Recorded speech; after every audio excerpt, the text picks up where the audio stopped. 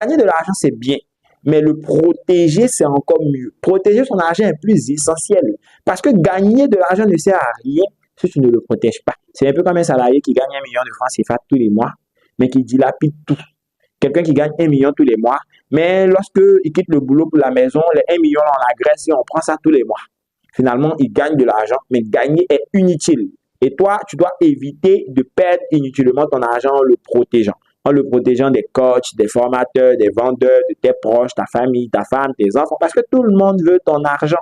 Et l'une des façons les plus simples de bien protéger ton argent et de pouvoir épargner, parce que l'épargne, c'est la base de l'enrichissement, c'est de vivre en dessous de tes moyens. Et pour ça, il y a 4 étapes simples que tu dois suivre. Étape numéro 1, tu dois faire ce qu'on appelle du reporting financier. Donc, tu dois prendre la peine de noter tes entrées, tes sorties, afin d'avoir de la conscience financière, de savoir d'où vient ton argent pour maximiser les sources d'entrée et de savoir où part ton argent pour supprimer les sources de sortie inutiles. Deuxième étape, une fois que tu as fini de faire du reporting financier, que tu as de la conscience, tu vas faire ce qu'on appelle de la budgétisation. Budgétiser, c'est définir à l'avance le montant que je vais dépenser pour X, Y ou Z. Donc, si je gagne par exemple 500 000 par mois, je vais déterminer combien va me coûter le loyer, combien va me coûter les transports, combien va me coûter la nourriture, combien va me coûter les dons.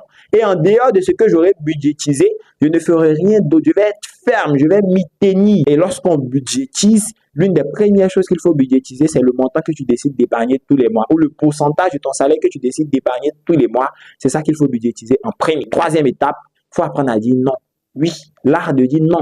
De dire non lorsque ce qu'on te demande sort de ton budget. De dire non, même si tu as une âme généreuse, parce qu'on n'aide pas quand on ne sait pas encore aider soi-même. On ne donne pas ce qu'on ne possède pas.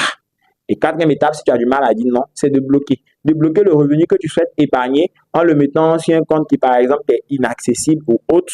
Comme ça, tu pourras efficacement épargner. Parce que c'est quand tu as épargné, tu as protégé ton argent qu'on va voir maintenant comment le gérer. Gérer ton argent.